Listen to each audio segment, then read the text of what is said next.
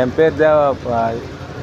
விசைப்படகு சொந்தமாக வச்சுன்னுக்கிறேன். செவ்வாய்க்கிழமை போட்டு எடுத்தேன். போட்டு எடுத்து தொழிலுக்கு போயின்னு இருக்கும்போது அங்கே வந்து தொழில் நடக்கிற இடத்துல ஆங்கர் போட்டோம்.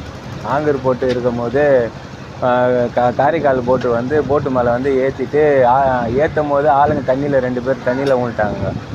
அவனுங்களை தூக்குறதுக்குள்ளே இவனுங்களை திரும்பி பார்க்கறதுக்குள்ளே இவனுங்க லைட்டெல்லாம் ஆஃப் பண்ணிவிட்டு ஆளுங்களை கூட பார்க்கல. நான் ஆளுங்களை தூக்குறதா இல்லை என்ன பண்ணுது எனக்கு ஒன்றுமே புரியாமல் ஆளுங்களை தூக்குனேன். அவனை லைட்டை ஆஃப் பண்ணிவிட்டு அவனுக்கு பாட்டுன்னு ஓட்டின்னு போகிறானுங்க போட்டேன்.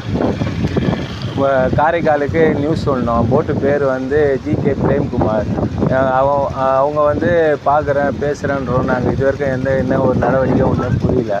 ஆளுங்க வந்து 2 பேர் வந்து ஹாஸ்பிட்டலில் இருக்கிறாங்க. ரொம்ப இதுவாக இருக்கிறாங்க தண்ணியில் விழுந்தவங்க.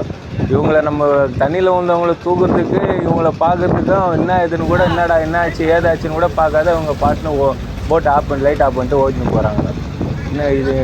என்ன இது நடவடிக்கை எடுக்குதுன்னு ஒன்றுமே புரியல.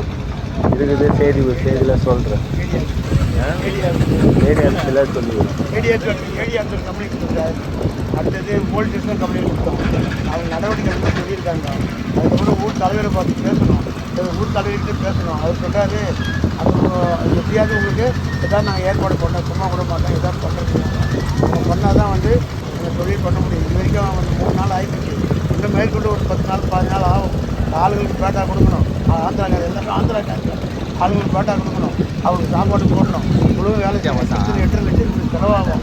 எப்படியாவது பார்த்து ஏற்பாடு பண்ணி எங்களுக்கு கொடுத்தா